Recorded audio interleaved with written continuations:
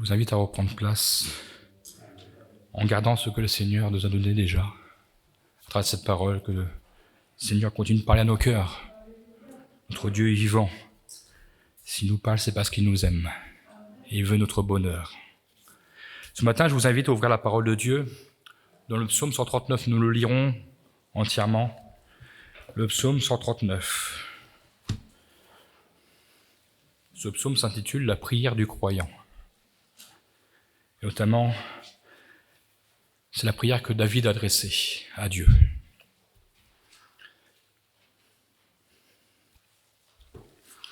Psaume 139. Je commence la lecture pour ceux qui pouvaient suivre sur l'écran, même si c'est mieux d'avoir sa Bible avec soi. C'est des bonnes habitudes. Éternel, tu me sondes et tu me connais. Tu sais quand je m'assieds et quand je me lève, tu pénètres de loin ma pensée. Tu sais quand je marche et quand je me couche, et tu pénètres toutes mes voies. Car la parole n'est pas sur ma langue, que déjà, ô Éternel, tu la connais entièrement.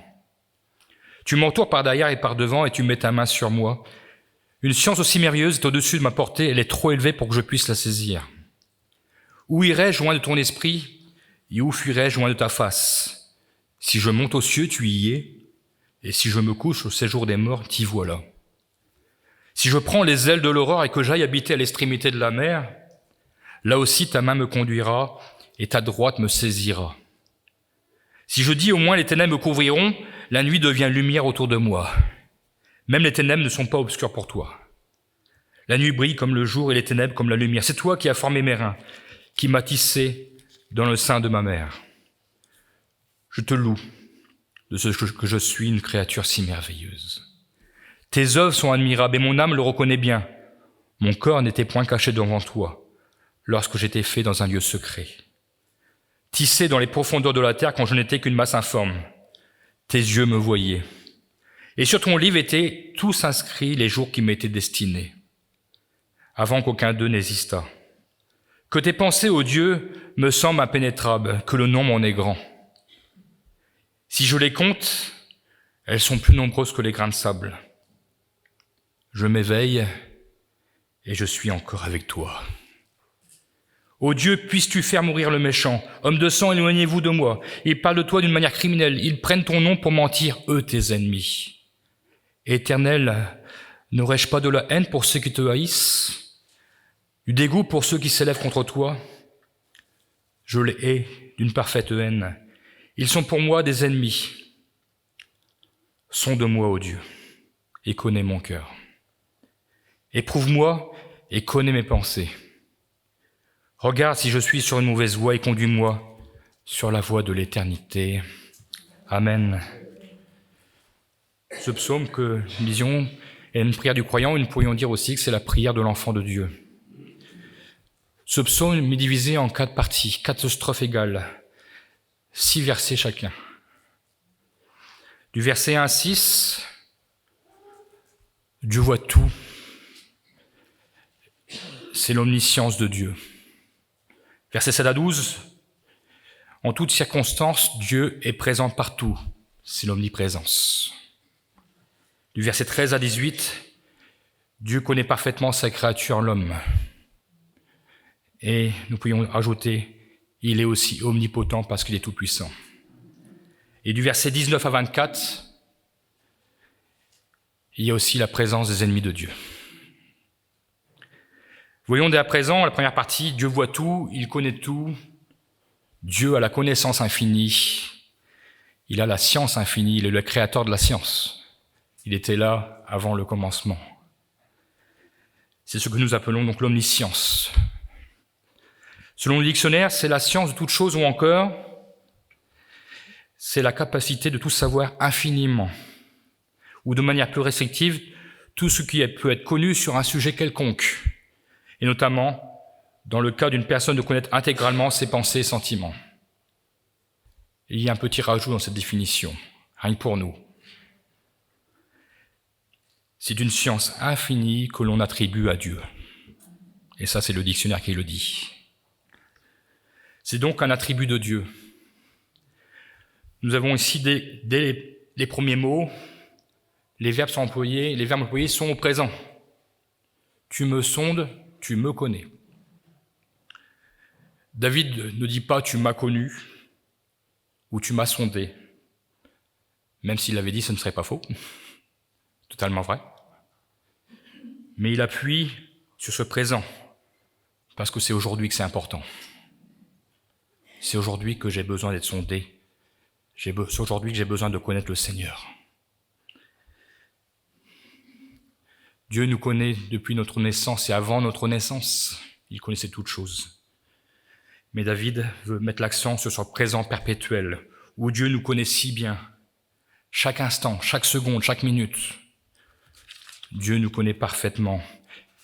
Et je dirais, il nous observe dans les coins les plus reculés de tous nos traits. Dieu possède cette science infinie depuis toujours. Et aujourd'hui, Dieu ne peut pas oublier ceux qu'il a connus. Il n'a pas existé de temps où nous étions des inconnus pour Dieu. Dieu nous a toujours connus. Il n'y a pas eu d'instant où nous avons échappé au regard de Dieu. Dieu a toujours eu les regards portés sur nous.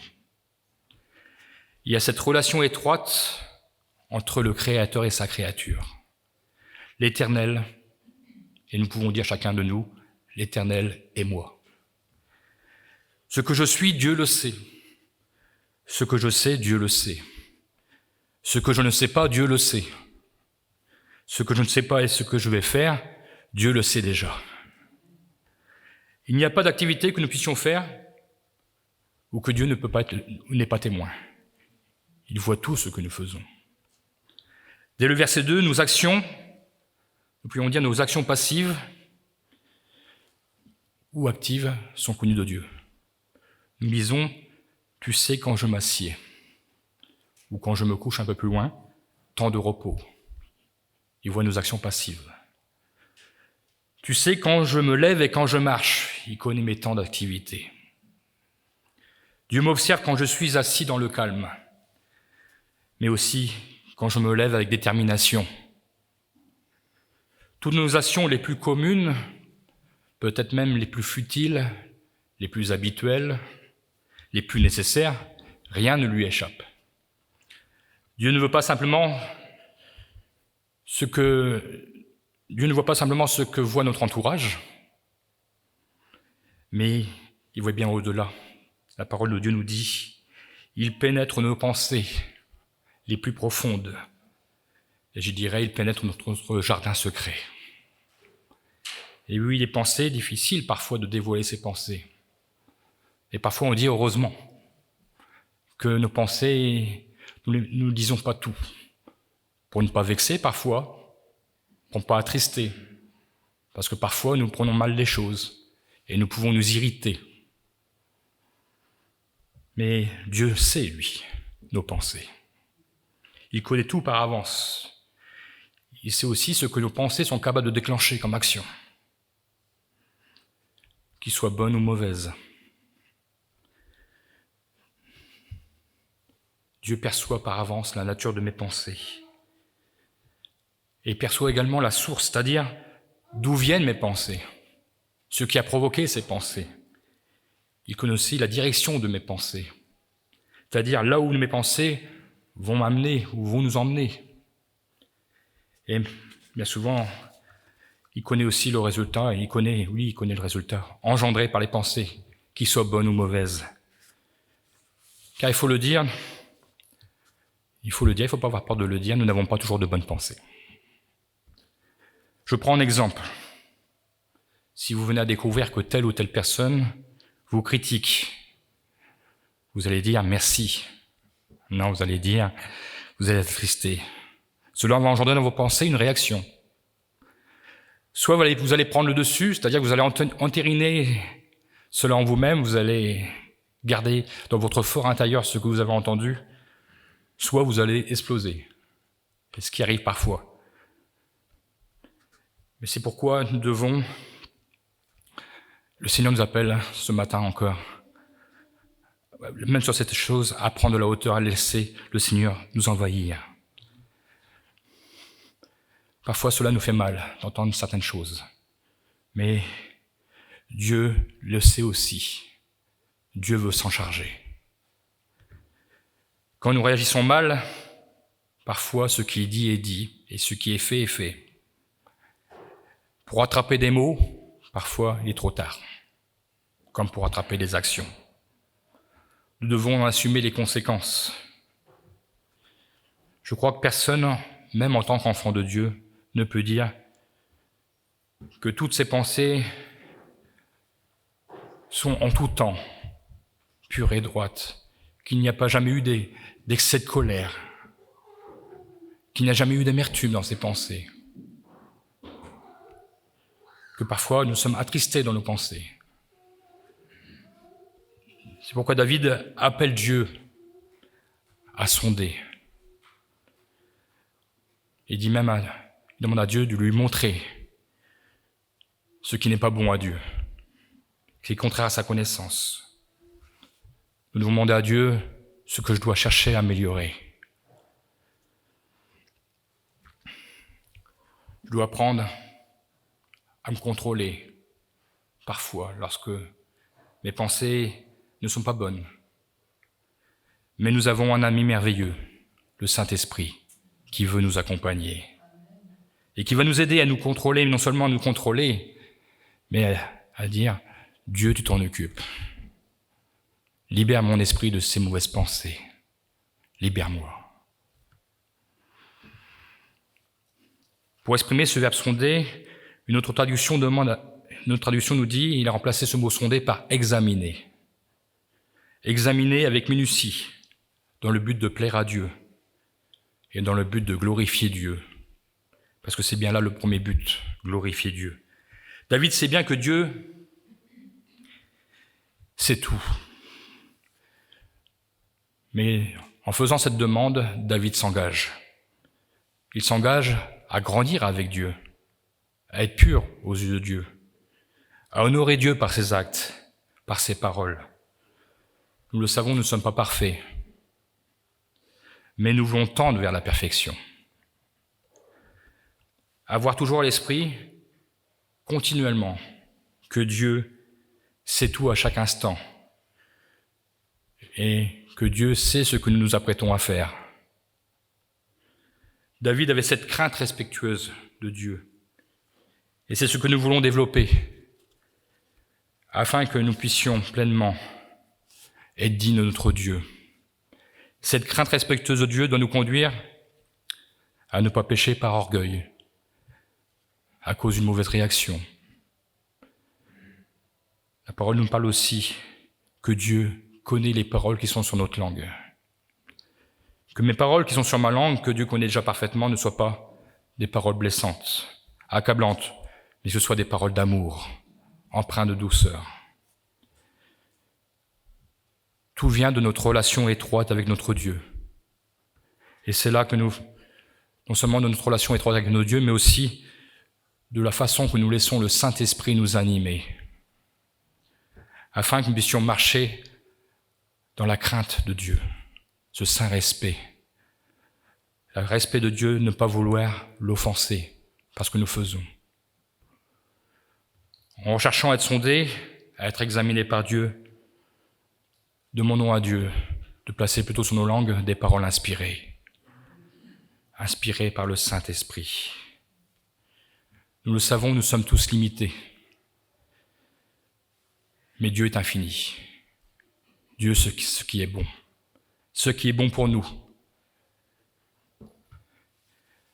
Il nous aidera à grandir dans la droiture, dans la pureté, dans la sagesse, dans l'intelligence spirituelle, dans le discernement, à faire pleinement confiance à Dieu, même lorsque nous sommes attaqués. Au verset 6, David le rappelle, il compare la science de Dieu à une science trop merveilleuse pour lui. Une science au-dessus de ses pensées, trop élevée pour que je puisse l'atteindre, dira-t-il. Et nous comprenons même ainsi, et nous le réalisons pleinement, le verset 5, lorsque nous lisons « Tu m'entoures par derrière, par devant, et tu mets ta main sur moi ». Ici aussi, il y a une autre traduction qui nous dit « Tu m'en sers ».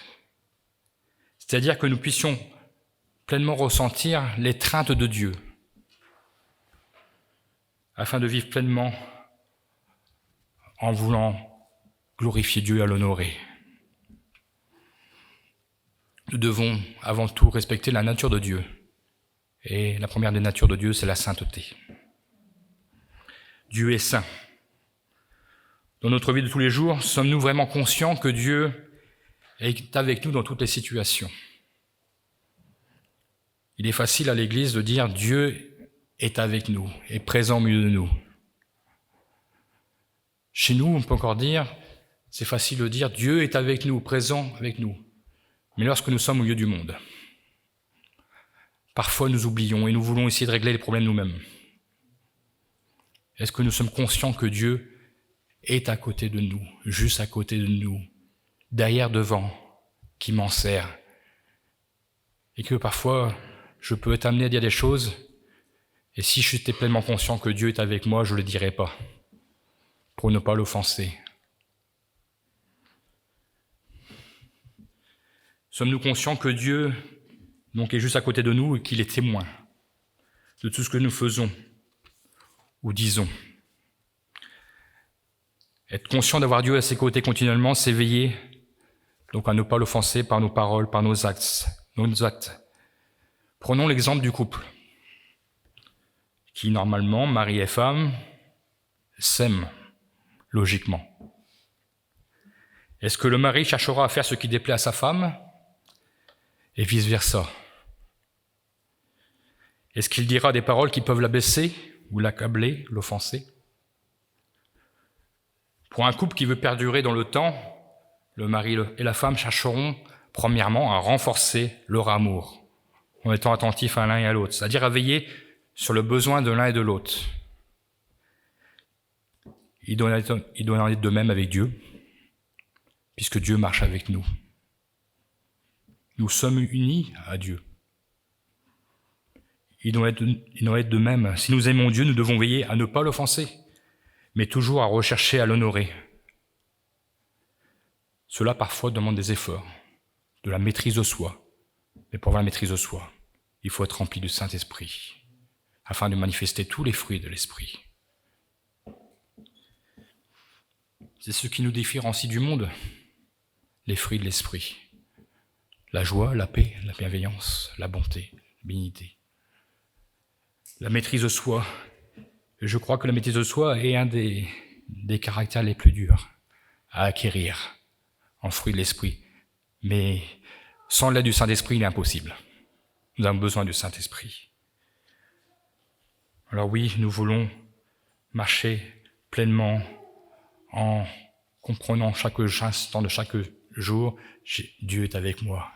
Alors oui, s'il est avec moi, je vais faire attention à ce que je dis. Je veux le glorifier. Je veux l'honorer. Je veux plaire à mon Sauveur, à mon Dieu. Dans la deuxième strophe, David se met à la place d'un homme qui chercherait à fuir Dieu. Deuxième strophe, versets 7 à 13. Pensons même qu'à supposer que cet homme peut faire l'impossible. Nous avons même dit, si cet homme pouvait monter aux cieux, s'envoler au bout du monde, même jusqu'à se couvrir des ténèbres, et se coucher au séjour des morts, nous est dit, Dieu sera toujours là. On ne peut pas échapper à l'omniprésence de Dieu. Dieu est présent partout. Dieu est partout, Dieu est avec nous. Dans la parole de Dieu, il y en a bien un qui a essayé de fuir Dieu. Et il s'appelle Jonas. Même dans le ventre du poisson, peut-être qu'on pourrait dire qu'il s'est couvert de ténèbres dans le ventre du poisson. Mais même dans le ventre du poisson, où il pensait être loin de Dieu, Dieu était là. Et parce qu'il est revenu à Dieu, Dieu a entendu son cri et il l'a sauvé. Non seulement il a sauvé Jonas, et pour une première fois, il a sauvé Ninive, parce que Ninive s'est repentie de ses péchés.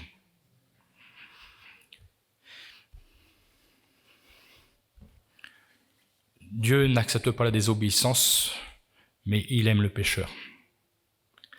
Et tant que il sera toujours avec nous, même dans notre désobéissance, il attendra que nous revenions à lui, pour nous montrer, oui, je suis encore là, avec toi au moment que je dirai je reviendrai vers lui. Dieu sera là, attendra le retour de cet enfant prodigue, de celui qui l'a désobéi. Dieu n'approuve pas la désobéissance, mais Dieu sera là. Et Dieu était là quand Jonas a pris conscience de son péché, de sa désobéissance. Ce n'est pas parce que Dieu laisse faire les choses que Dieu est d'accord. Il veut nous voir prendre pleinement conscience de la portée et des conséquences de nos actes. Mais Dieu sera toujours là. Et quand nous appartenons à Dieu, son esprit doit nous diriger. Et nous devons toujours demander à l'esprit de nous accompagner en toutes circonstances, afin que celui-ci nous empêche de faire des erreurs parfois regrettables. Parfois, nous faisons même des erreurs non intentionnelles. C'est pour ça que nous avons besoin de l'Esprit de Dieu. Parce que lui sait toutes choses. Et l'Esprit de Dieu veut nous épargner bien des malheurs, bien des revers. C'est pourquoi être conscient de l'omniprésence de Dieu, c'est être conscient que rien ne peut être caché à Dieu. Charles Spurgeon a dit que nous le voulions ou non, nous devons être aussi près de Dieu que notre âme l'est de notre corps. Ceci rend le péché effroyable, car nous offensons le Seigneur en face et nous commettons des actes de trahison au pied même de son trône. Il n'a pas sa langue dans la poche, mais c'est tellement vrai. Désobéir à Dieu, alors que Dieu est à côté de nous, c'est comme le trahir. Faire des choses qui ne le glorifient pas, c'est comme le trahir.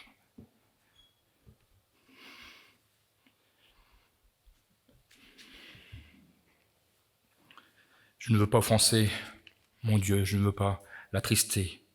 Nous voyons encore une image, l'image du verset 9, nous montre bien l'attachement de l'Esprit de Dieu avec nous.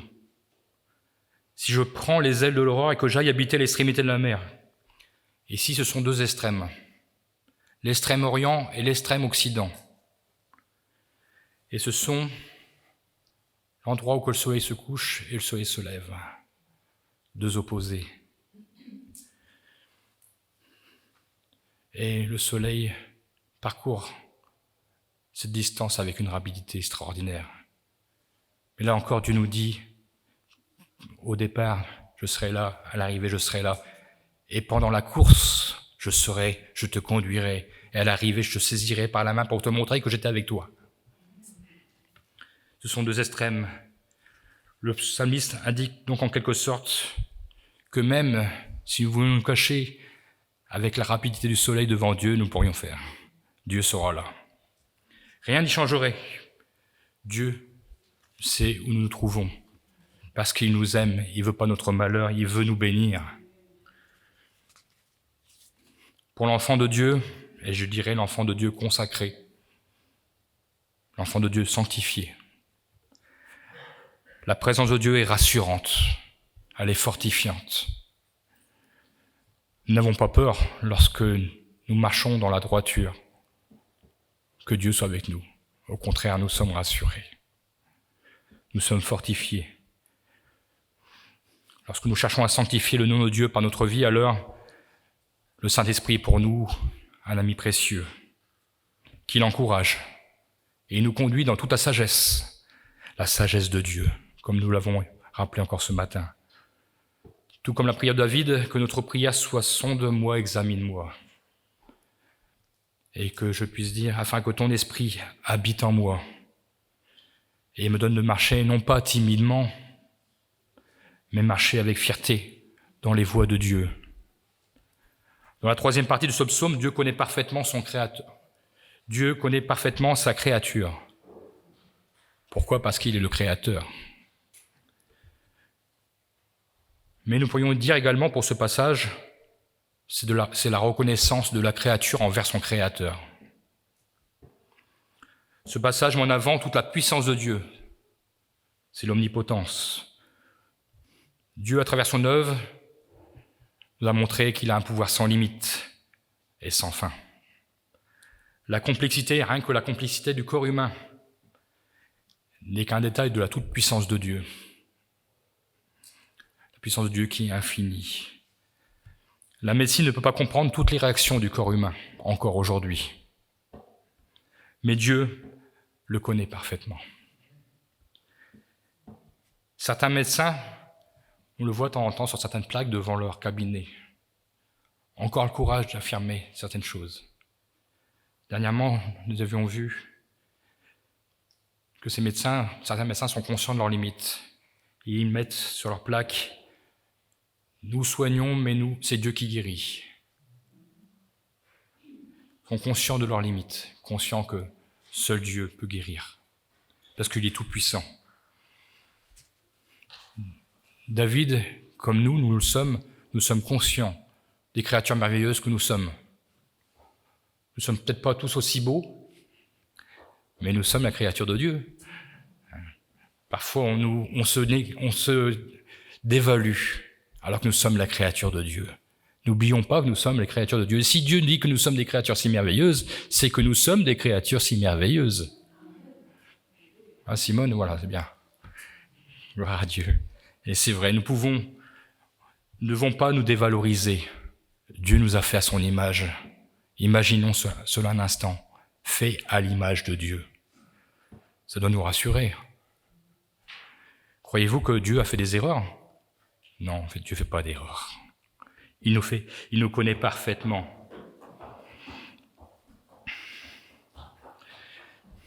Et nous pouvons voir qu'à travers de ces strophes, David, c'est une louange qu'il élève vers Dieu, en montrant la puissance de Dieu. Non seulement il louait, mais il adorait Dieu. Job aussi, homme de Dieu remarquable, aussi pouvait louer Dieu. Job 10, 10, 11. Dire à Dieu, ne m'as-tu pas coulé comme du lait, ne m'as-tu pas caillé comme du fromage? Tu m'as revêtu de peau et de chair, tu m'as tissé d'eau et de nerfs. Il reconnaissait que la créature de Dieu est magnifique. Qui peut contempler le corps de l'être humain sans s'émerveiller d'une sainte crainte? Je crois que nous pouvons dire comme David, je te loue, que je suis une créature si merveilleuse. Et je veux louer Dieu et je veux l'adorer. Tes œuvres sont admirables et mon âme le reconnaît bien. Dans une autre version, il nous est dit, mon âme ne se lasse pas de le reconnaître. Ne se lasse pas de le reconnaître. Ce n'est pas un instant, c'est continuellement que nous reconnaissons les merveilles de Dieu. David, dans sa louange, nous pourrions dire, il s'extasie devant l'omnipotence de Dieu. En quelque sorte, David nous parle un peu dans la prédestination déjà. Dieu a fait de nous des créatures merveilleuses, destinées à une éternité glorieuse. Et cela, il l'a fait à partir de masses informes. Nous étions des masses informes. Ça rappelle un peu la création du monde au commencement, où la terre était aussi une masse informe et vide, et Dieu en a fait une chose extraordinaire. Le nombre de nos jours, nous est même dit, sont arrêtés par Dieu, bien avant notre naissance. La puissance de Dieu nous dépasse. Les pensées de Dieu nous dépassent. Quand nous nous souvenons du fait que Dieu a pensé à nous de toute éternité, et qu'il pense à nous à chaque instant, et qu'il continuera à le faire, alors même que le temps n'existera plus, nous pourrons alors bien nous exclamer et bien le glorifier, que le nombre de tes pensées pour moi est grand. Oui, que le nombre de tes pensées pour moi est grand. La fin de ces strophes nous rappelle un fait qui, bien souvent, nous ne le réalisons pas, mais c'est une grâce de Dieu. David dira, je m'éveille et je suis encore avec toi. Quand nous nous réveillons le matin, sommes-nous toujours si conscients que Dieu nous a fait grâce un jour de plus? Et ce n'est pas un jour de plus sans Dieu, mais c'est un jour de plus avec Dieu. Un jour de plus avec les bienfaits de Dieu. Un jour de plus avec sa protection. Un jour de plus avec son assurance. Nous continuons à vivre dans le plan de Dieu un jour de plus. Un jour de plus, nous pouvons témoigner notre Dieu. un jour de plus, nous remportons des victoires parce que Dieu, c'est lui qui nous y conduit. Un jour de plus, Dieu va nous accompagner. Un jour de plus, Dieu va nous observer.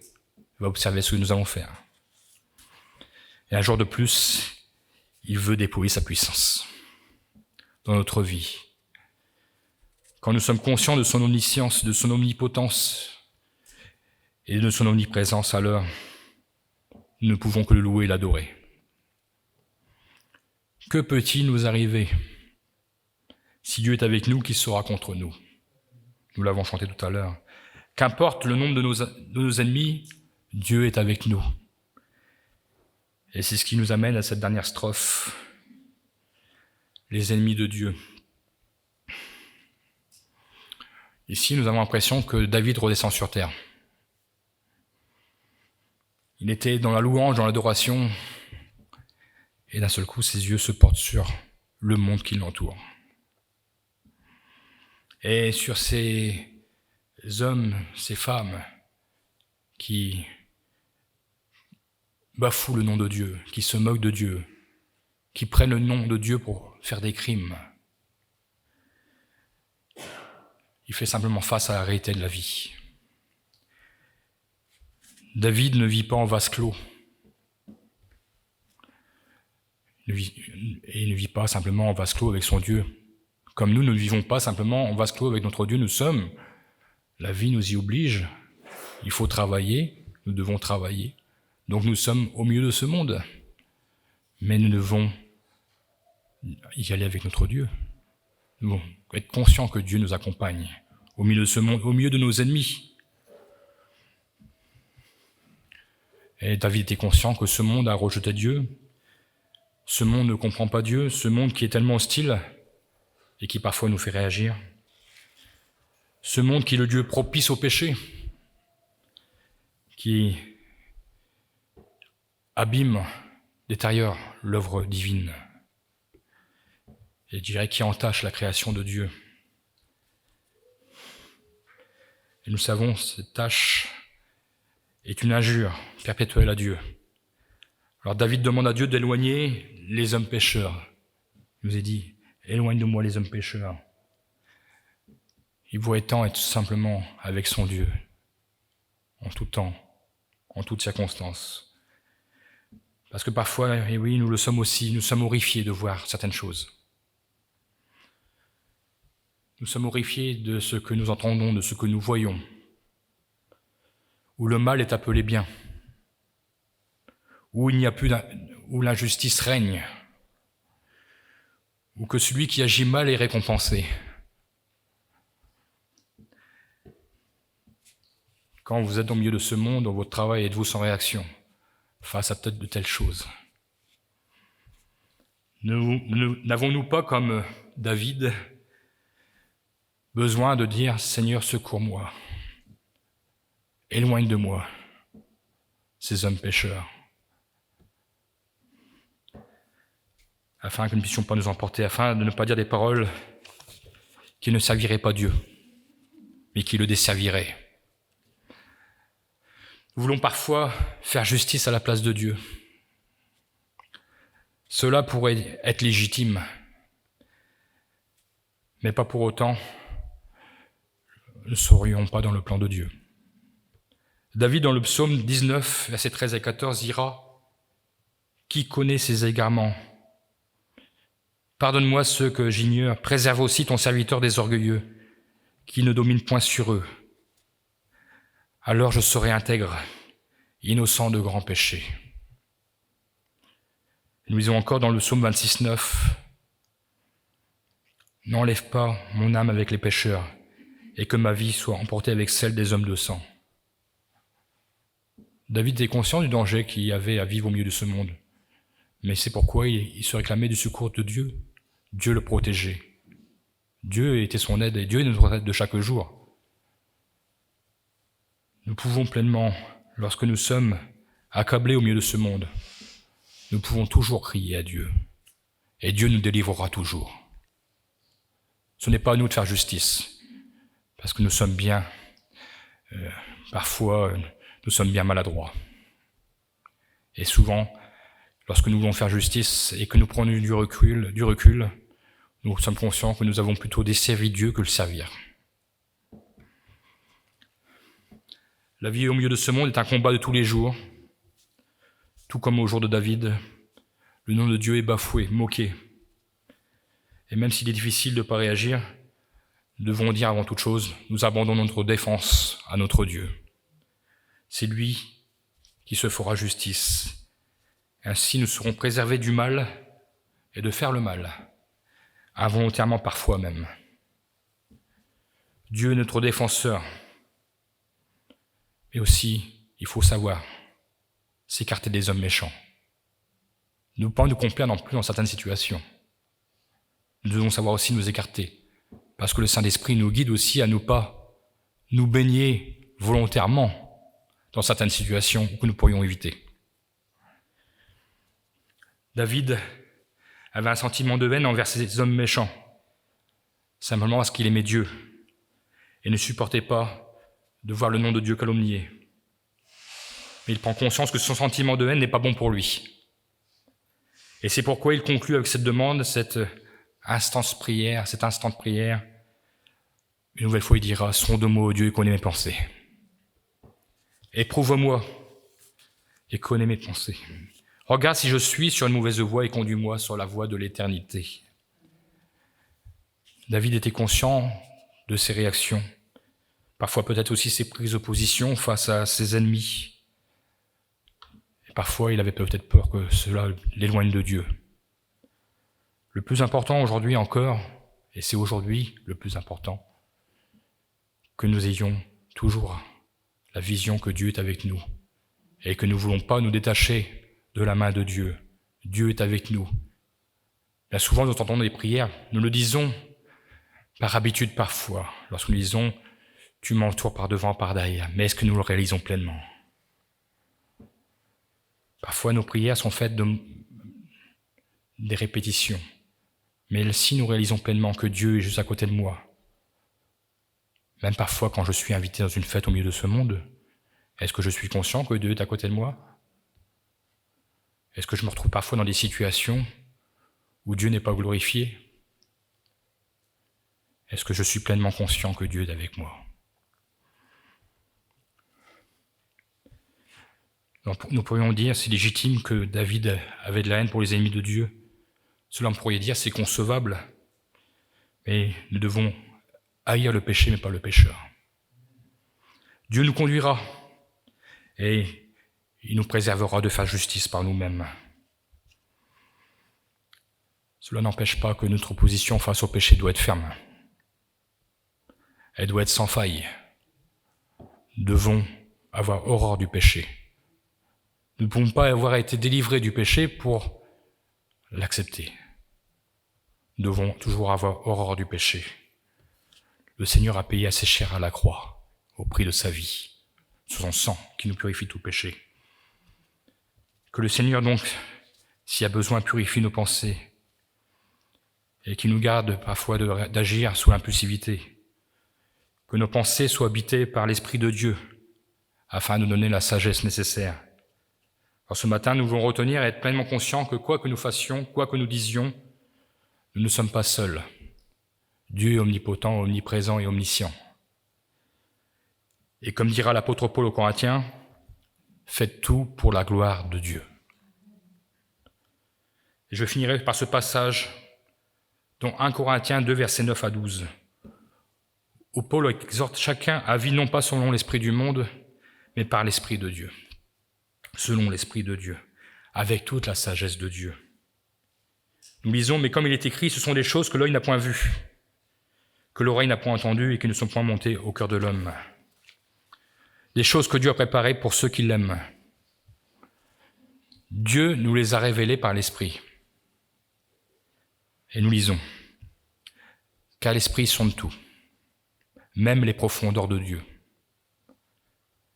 Lequel des hommes en effet connaît les choses de l'homme, si ce n'est l'Esprit de l'homme qui est en lui. De même, personne ne connaît les choses de Dieu, si ce n'est l'Esprit de Dieu. Or, nous n'avons pas reçu l'Esprit du monde afin que nous connaissions les choses que Dieu nous a donné par sa grâce. Amen. Que Dieu nous vienne en aide et nous remplisse pleinement de son esprit, afin d'être animés de cet esprit de force et de sagesse. Laissons-nous sonder ce matin. Laissons-nous examiner par le Seigneur, par l'Esprit de Dieu, afin que nous puissions toujours nous trouver sur la voie de l'éternité.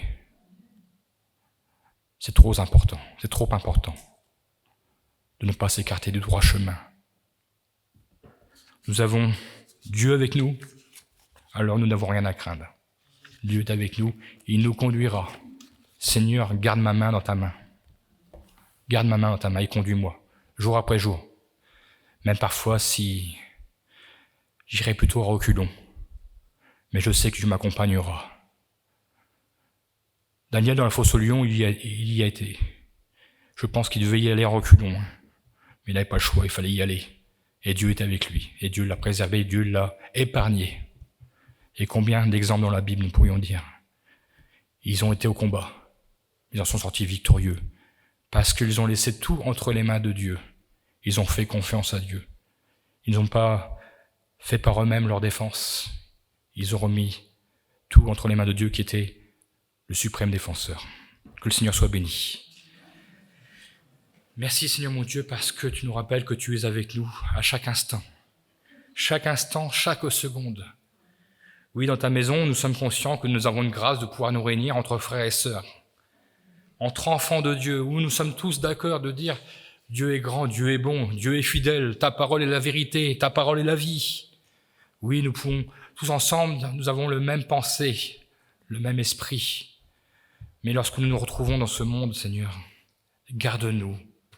Oui, Seigneur mon Dieu, fais-nous toujours réaliser que tu es juste à côté de nous, tu es collé à nous, tu nous en sers.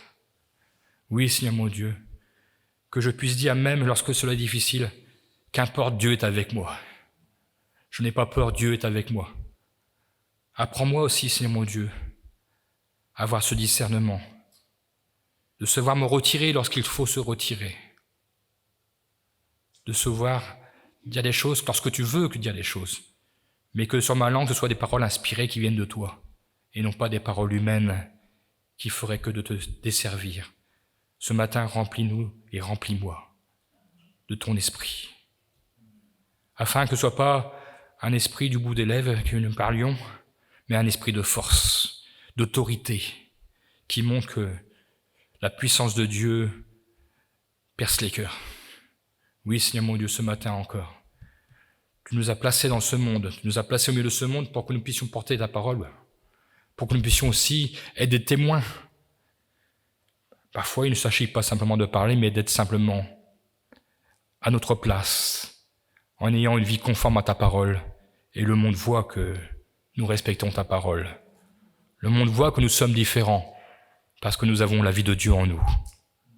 Alors ce matin, reçois nos cœurs, sonde-moi, examine-moi, éprouve-moi. Et je ne veux pas m'égarer de la voie de l'éternité, où tu m'as placé, Seigneur. C'est une grâce que tu m'as faite. Je ne veux pas gâcher ce que tu m'as offert comme grâce. Oui, Seigneur mon Dieu, je veux marcher dans tes voies. Que ton nom soit glorifié. Amen.